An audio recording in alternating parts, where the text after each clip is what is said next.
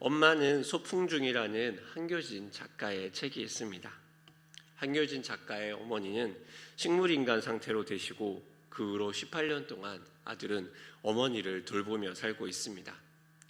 한교진 작가는 숭실대 건축공학과를 전공하였지만 일도 하지 못한 채 그는 그저 어머니를 모시며 간병하는 그 긴 시간의 이야기를 책으로 풀어냈습니다. 그는 그의 책에서 이렇게 이야기합니다. 사람들은 현재 겪는 고통에서 자유해진 회복을 기적이라 여기지만 이렇게 살아가고 감당해가는 것이 저에게는 더 어려운 기적입니다. 진짜 기적은 삶의 고통스러운 환경이 변하는 것이라기보다 상황은 점점 안 좋아져도 그 상황을 바라보는 시선과 삶의 관점이 변하는 것이기에 우리 모자는 기적의 주인공입니다. 깊은 병 중에서도 기계의 호흡 장치 없이 하루를 숨쉬며 눈빛으로 대화하는 어머니를 바라보며 그는 낫지 않아도 자신이 기적의 주인공이라 이야기합니다. 시선과 삶의 관점이 바뀌기에 그렇습니다. 하지만 우리는 고민하게 됩니다. 18년간 병 간호를 하면 어떤 일이 생길까요? 여러분은 병 간호를 해보신 적이 있습니까? 그것도 앞으로 괜찮을 거야, 나아질 거야 라는 작은 소망을 더 가질 수 없는 환경에서 말입니다. 그것은 뭔가 늪에 빠져드는 것과 같은 경험입니다. 옴짝달짝 할 수 없고 괜히 몸을 움직여 움짝거리고 소망을 가지다가 상처만 더 받게 됩니다. 사람들은 그것을 고난이라 이야기하기도 합니다. 내 힘으로 할 수 없고 내 능력과 생각으로 답을 찾을 수도 없는 그런 고난 속에서 우리의 하나님은 무엇을 하실까요? 성도들을 만나보면 고난 중에 때로 제가 봐도 너무하다 싶은 하나님의 고난도 있습니다. 재정적인 어려움이 생기고 그것을 견디며 한 차례 파도가 넘어가면 좀 숨 쉴 틈도 주셔야 하는데 그러지 않고 하나님은 몰아칠 때가 있습니다. 이만하면 이미 숨이 턱까지 차서 더 이상 무엇을 하기가 어렵다는 생각이 드는데 마치 스파르타 군인이라도 양승하듯이 하나님은 거칠게 몰아갈 때도 있습니다. 그럴 때 저도 그런 의문이 들 때가 있습니다. 하나님은 지금 무엇을 하시나? 하나님은 왜 침묵을 하실까? 하나님은 침묵을 하실까요? 모세만큼 이 하나님의 오랜 침묵을 견디며 온 사람도 없을 것입니다. 모세만큼 이 하나님의 침묵 속에서 기다리며 하나님만을 소망하며 살아온 사람도 없을 것입니다. 그리고 이스라엘 백성만큼 그 오랜 기간 침묵 속에서 기다려온 사람도 없을 것입니다. 우리는 이 침묵 속에서 하나님이 어떻게 일하는지 발견할 수 있습니다. 마치 잔잔한 큰 파도 밑에서 아무리 큰 고래가 지나가도 바다 표면은 아무 일도 일어나지 않는 것처럼 보이는 것 같습니다. 그러다가 곧 파도 전체가 흔들리는 그 상황을 마주할 것입니다. 오늘은 어쩌면 바로 그 상황입니다. 침묵하시는 듯하지만 침묵하지 않는 하나님의 모습. 이 말씀을 통해서 하나님의 침묵 속에 괴로워하는 모든 자들에게 하나님의 소망이 있길 기도합니다. 오늘 모세의 모습은 어떻게 보면 모세의 출정식과 같은 상황입니다. 출정식과 다름이 없습니다. 광야에서 유배 생활을 하던 모세의 그 유배가 끝이 나는 순간입니다. 애굽의 왕자에서 미디안의 목동으로 미디안 이방 제사장의 사위로 있던 그가 이제 하나님의 사자로 하나님의 사람으로 첫 발을 내딛는 순간입니다. 그렇게 떠나는 모세의 발걸음, 그 걸음은 중요합니다. 왜 그렇지 않습니까? 한 장이 잘 마무리되어 그 다음 장이 시작되는 장이 더 유연하고 부드럽게 시작할 수 있는 것처럼 말입니다. 그런데 그런 모세에게 다가오는 하나님의 그 음성이 너무 따뜻합니다. 19절의 말씀입니다. 여호와께서 미디안에서 모세에게 이르시되 애굽으로 돌아가라. 내 목숨을 노리던 자가 다 죽었느니라. 아멘. 모세의 광야 생활 40년은 어떻게 보면 복역의 시간입니다. 왜냐하면 그가 원하던 이동이 아니었습니다. 공주의 아들이었지만 그 출생부터가 애매합니다. 그리고 그가 거기에서 어떤 왕권의 견제를 받았는지도 알 수 없습니다. 왜냐하면 왕자 한 명이 노예를 죽였다고 해서 그렇게 추격을 받고 쫓기는 것이 상식적이지 않습니다. 강력한 왕권을 가진 애굽에서 그는 여러 가지 다양한 정치적인 이해관계들 속에서 결국 그는 살인이라는 제명으로 쫓기는 몸이 되어 미디안까지 왔지 않습니까? 쫓기는 자에게 자신의 정체를 드러내는 것도 쉽지 않으며 또 그러하게 그는 모세라는 자신이 아닌 이드로의 사위로서 자신의 삶을 살았습니다. 그런 그에게 하나님은 말합니다. 내 목숨을 노리던 자가 다 죽었느니라. 이 말은 모세로 하여금 그 애굽의 시간들을 생각나게 합니다. 그곳에서 자신의 목숨을 노리던 사람들, 그가 거기에서 어떤 상황과 어떤 어려움에 있었는지를 생각나게 합니다. 그리고 말합니다. 그들이 다 죽었느니라. 마치 이 말이 모세에게 그렇게 들리지 않습니까? 그 염려와 그 어려움이 다 끝이 났다. 모든 범죄에는 공소시효라는 게 있습니다. 공소시효란 범죄 행위가 종료한 후 일정한 기간이 지날 때까지 그 범죄에 대하여 기소를 하지 않는 경우에 국가의 소추권 및 형벌권을 소멸시키는 제도를 말합니다. 그 말은 무엇이냐? 범죄를 하고 난 후 그것에 대해서 누군가 고발하지 않으면 일정 정도의 시간이 지나고 나면 그 범죄에 대한 책임을 묻지 않는 것입니다. 이제 그는 다시 모세로 돌아갈 수 있게 됩니다. 그는 미디안에서 그는 이드로의 사위가 아닌 모세 그 자신으로 돌아갈 수 있게 됩니다. 그에게는 한 걸음을 넘는 일입니다. 그리고 그곳에서 이제 자신의 옛 정체를 가지고 시비를 걸고 또 그로 인해서 자신의 사역을 막을 사람도 없어진 것입니다. 말 그대로 모든 게 끝이 났습니다. 모세의 고난을 살피시는 하나님 아닙니까? 그 40년간 모세가 그렇게 기도했던 것 오히려 이것 아닙니까? 하나님, 내가 언제까지 이곳에 있어야 합니까? 애굽에 돌아가면 저는 죽습니다. 그 상황을 해결하고 정리해 주십시오. 그게 40년 동안 모세가 신음하고 고통스러워하던 말 아닙니까? 40년 동안 잠잠하셨던 그 하나님이 수면 밑에서 움직입니다. 그리고 말합니다. 목숨을 노리던 자들이 다 죽었다.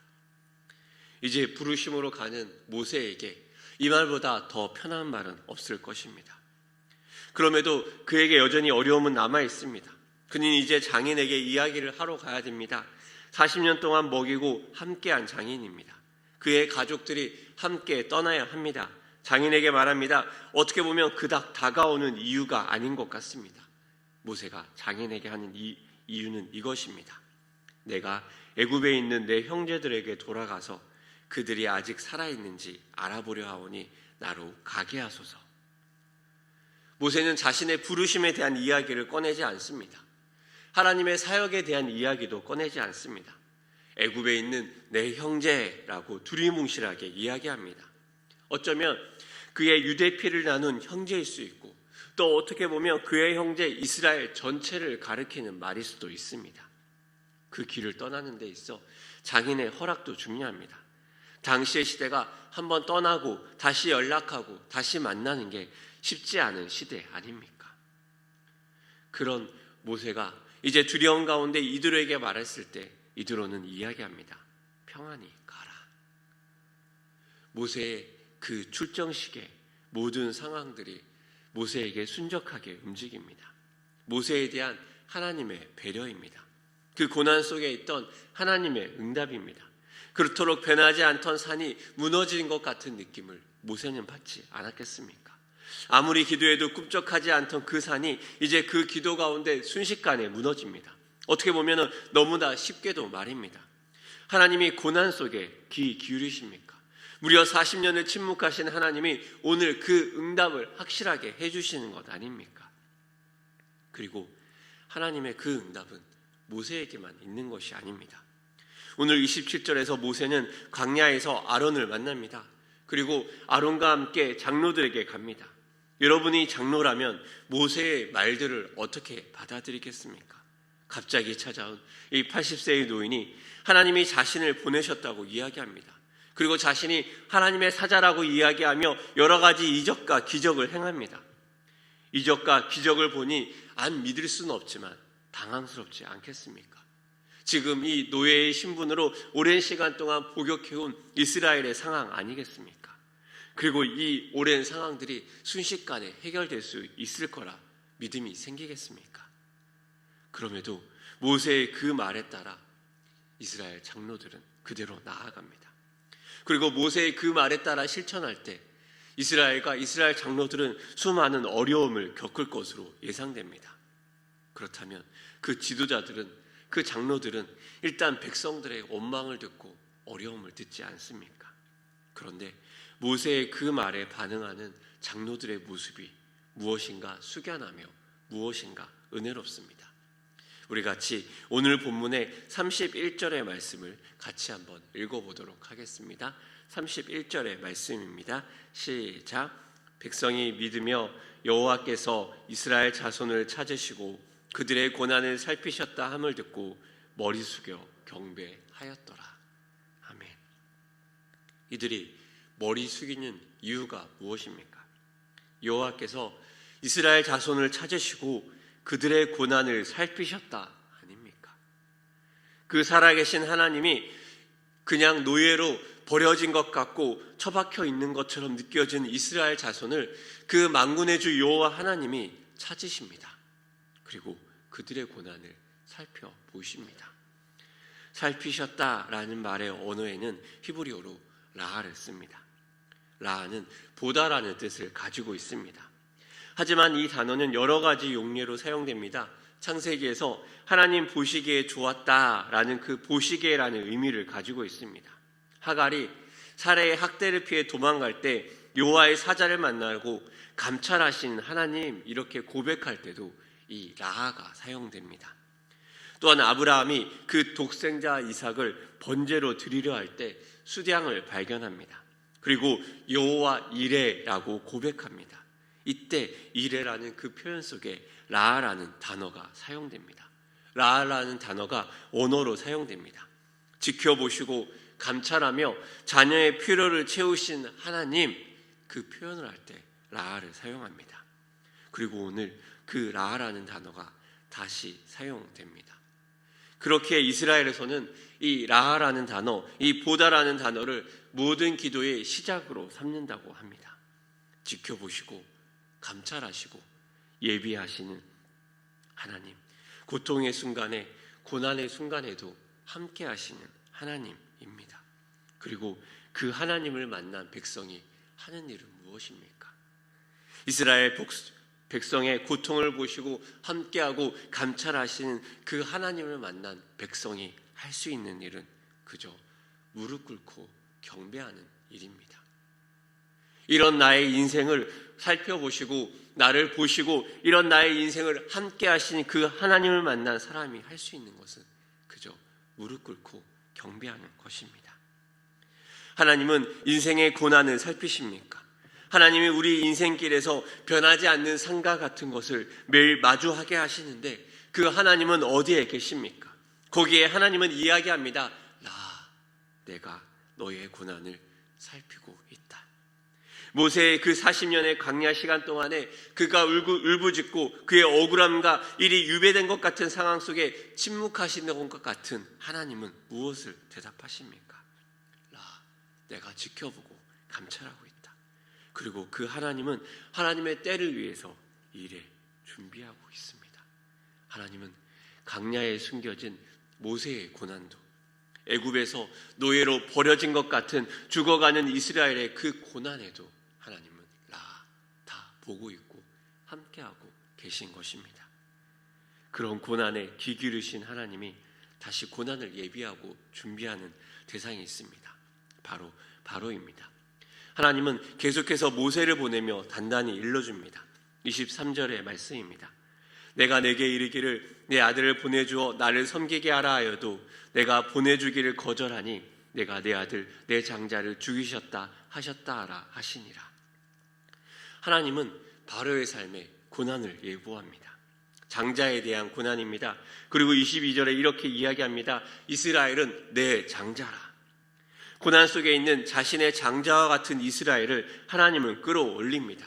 그리고 반대편에 있는 바로에게 이야기합니다. 내가 그의 마음은 완악하게 한즉.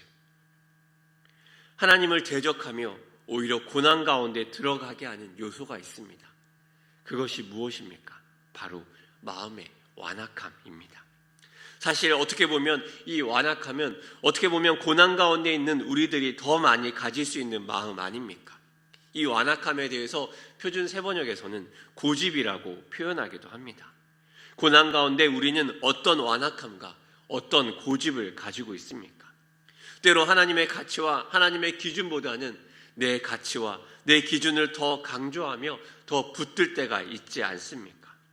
고난과 어려움 속에 하나님을 바라보기보다 단순히 고난의 어려움에 빠져 그 환경에 저항하며 환경을 덜어내주지 않는 하나님에 대해서 원망하며 내 모습, 내가 바라는 생각대로 되지 않는다고 고집부리고 있진 않습니까? 그리고 하나님의 뜻과 다르게 내 고집대로 행하며 내 고집대로 사느라 더 많은 고통과 더 많은 아픔 가운데 머무는 경우도 있지 않습니까? 그것이 바로 오늘 본문에서 말하는 바로와 같은 그 완악함은 아닙니까? 우리의 마음의 완악한 마음은 하나님을 대적하며 오히려 하나님으로 인한 고난에 더 처하게 만드는 것은 아닙니까? 그런 우리에게 필요한 것은 무엇입니까? 바로 비록 고난 가운데 있지만 그 고난 속에서도 바라보시는 하나님에 대한 신실함 아니겠습니까? 그리고 눈앞에 보이는 상황이 아니지만 그 상황을 넘어 숨어 계시는 하나님을 바라보는 믿음 아닙니까? 우리의 고난도 마찬가지입니다. 사실 성도들의 여러 가지 어려운 이야기를 듣다 보면 제가 답을 내어 드리고 싶을 때가 많습니다.